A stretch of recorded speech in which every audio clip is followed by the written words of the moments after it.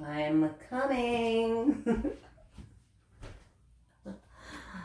Hi there, I'm Beckie Belote from Newport News, Virginia, and today I want to show you a couple cool tricks with a couple of new tools.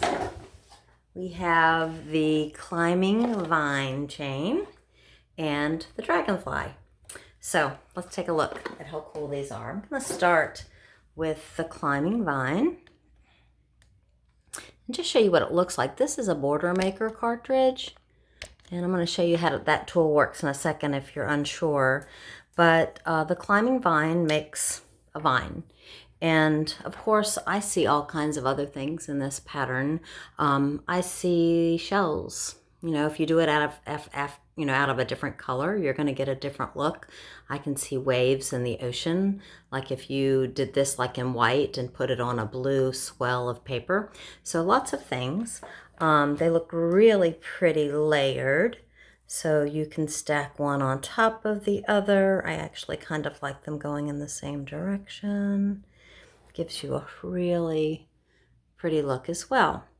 But I was kind of playing around with them. There was something I taught last month with the mandala burst, where if you did them very close together on opposite sides, you could actually twist the paper. If you had a really pretty paper on both sides, you could actually twist and then get this look. If you didn't get that punch, don't worry, it will be back. I know they just recently sold out, but it's a great punch. But this one, I realized we could do very similar as what I taught that. So after you punch it, assuming you like both sides, just kind of twist it. And then you'll be able to very quickly get a totally different look. And what I did after I twisted is I went ahead and put some repositionable tape on the back. Kind of like this very quickly. And then stick it to a 1-inch strip to hold it in place. And here's a piece of bronze that I cut into a 1-inch strip already. And we'll just go, this is upside down. Go ahead and stick it down. And you'll see how pretty that looks in just a snap. Just kind of on the little knots where you twist, just kind of mash them down. So anyways, kind of pretty, huh? Actually, let me turn my light a little bit so you can see it better. Pretty? All right, so that's one thing I wanted to teach you. Let's go ahead and take a peek how to do the border maker, just in case there's any viewers out there that do not have this luscious tool yet. Make sure you understand that you can almost do it with your eyes closed. So after you get your paper in on the ledge, you fold the ledge back and make sure the right amount is sticking out. And you literally just kind of squish that thing into there's little knobs that grab underneath. There's tons of videos on this, so if I'm going too fast, there's a video right on our website that you can see at creativememories.com. All right, so again, I picked a piece of paper. This piece of paper is from Art Nouveau, which is one of our newer lines. And I like this piece because there's lots of contrast from the front and the back, which is what you want for this next little skill. What I'm gonna do is just snip off every other flower. So give me a second. If you were gonna do a double page spread, I just did this a second ago. And I did both at the same time. So you can do 2 of these at the same go to save time. But I'm just snipping off every other flower. All right, and I could keep going, but I think you got the idea. Actually, I'll do it one more just to make it more prominent so that you can see what you're seeing. All right, and then what I did is I came back through and took the little leaves that fell off, which is why I wanted definitely some variation in color. I'm going to go ahead and take our little foam squares and put them on the back of these flowers that are left.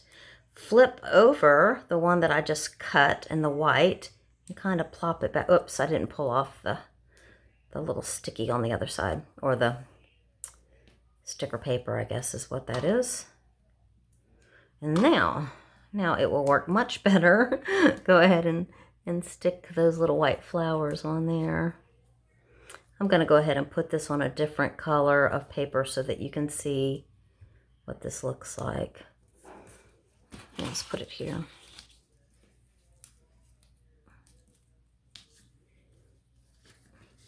Is that gorgeous? A horrible shadow there, I'm sorry. All right, so I wanted to show you those two things. Another thing that I tried was with the Dragonfly. What you're gonna need is 2 dragonflies. So actually I'm gonna go over here. And again, you wanna like both the front and the back of your paper. And I am going to put the more dramatic piece on the bottom, the more colored piece on the bottom, I think. I'm going to stick that here. All right, and then what I'm going to do is grab a foam pad and put one right in the middle of his little body there. Pull off the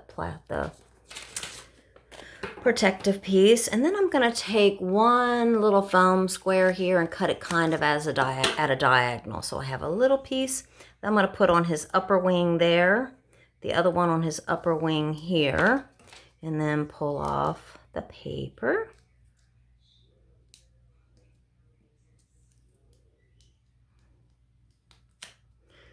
This one is still there. Okay, there we go. And then what I'm going to do is kind of crunch this little dragonfly's wings a little bit, so they're kind of roughly, and then kind of stick that right on top there. Just a little bit of an angle so it gives you that really pretty look there. All right, so that's what I wanted you to see. Now I'm going to show you the newest line that came out with this, the Spring Cottage. And Spring Cottage has this really pretty album here, and I was working on my Maine trip. We were lucky enough to go to Maine, and I thought it was perfect for this. So I just wanted to show you how I incorporated these skills into this. Now, this is a Fast to Fab album, so the pages are already decorated. So what I did is well, the cover page is pretty. I use some embellishments, some mats, and some letters. But this next page shows you the twist that I just demoed for you. It also shows my little ruffly dragonflies here that I added to give this page some interest. And last, I did this skill down here at the bottom that you just learned how to do. And I went ahead and perforated this mat here so that I can journal on that. And I also did one more vine exactly like this one, but I kind of, once you cut leaves out, they become more pliable.